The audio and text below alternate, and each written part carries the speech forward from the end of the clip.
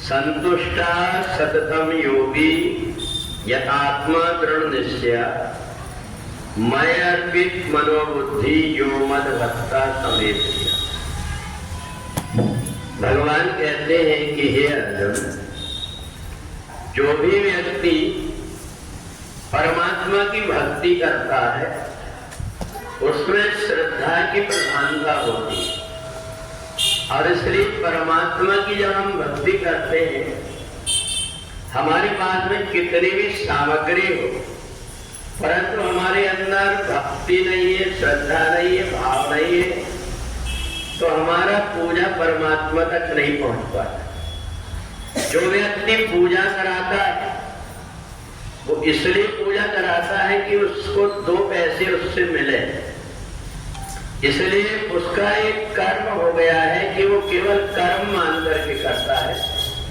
परंतु जो व्यक्ति पूजन करता है उसका भाव परमात्मा की पूजन करने का होता है, और इसलिए उसको श्रद्धा रखना पड़ता है। बड़ी श्रद्धा के साथ में व्यक्ति जब पूजन करता है तभी उसको लाभ प्राप्त होता है।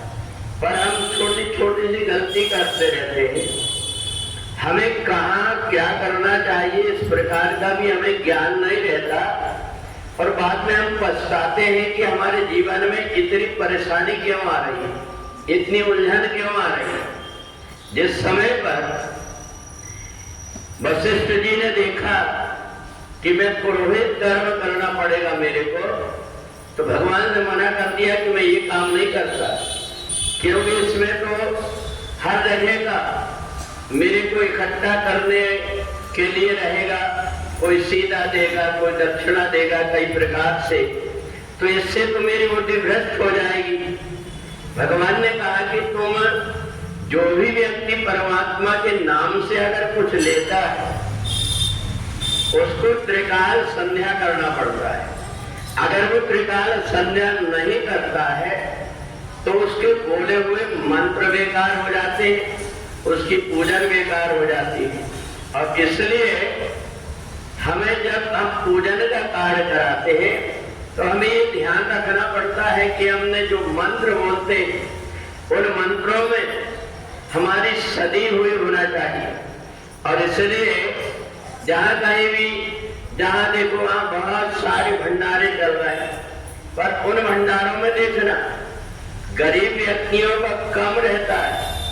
पहले से जो बनाता है अपना टिफिन बनाकर पूरे परिवार के लिए ले जा लेता है, सोचता है कि मेरे को घर में ना बनाना पड़े, जबकि भंडारा में दरिद्र नारायण भोज कहलाता है।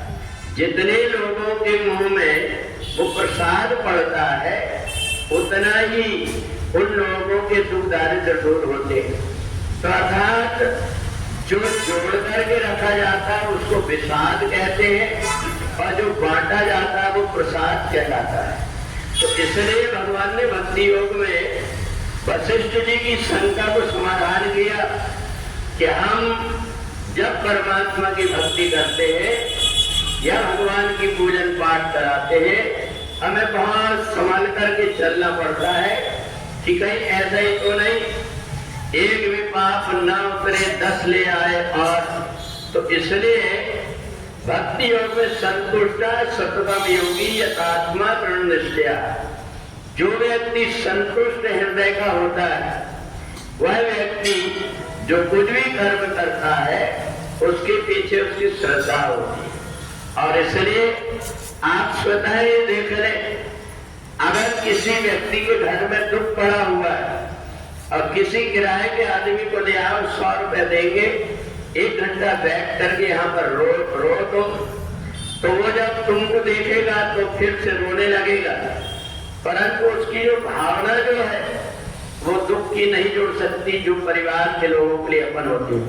तो इसलिए जब कभी भी हम पूजन करते हैं ये ना सोचे कि जो पूजन करा रहा उससे हमको लाभ हो जाएगा। हमारी जो श्रद्धा होगी उसके अनुरूप हमें लाभ प्राप्त होगा। इसलिए भक्ति योग में ये नियम बताया गया है कि जब कभी भी हम परमात्मा की पूजन करें उस समय हमें बड़े भाव से बड़ी श्रद्धा से भाव बिना बाजार में वस्तु मिले न मोल, भाव सहित ही हरि मिले इससे भाव सहित प्रभु बोल। तो इसलिए हम जब परमात्मा की भक्ति करते हैं तो हमारे मन के अंदर जो भाव होता है उसके अनुरूप ही हमको लाभ प्राप्त होता है। और इसलिए ये जो भगवत गीता है ये अंदर की गंदगी को दूर करके व्यक्ति का हृदय साफ कर देती है। जब व्यक्ति लोभ और लालच से हट जाता है, अपना स्वार्थ छोड़ करके दूसरों का भी देखना शुरू कर देता है, तब जाकर के भक्ति की उसके हृदय के अंदर अपने आप ही उत्पन्न हो जाती है। फिर इधर उधर भटकना नहीं पड़ता, जहां वो बैठता है परमात्मा वहीं पहुंच जाते हैं। बोले वृंदावन बिहारी लाल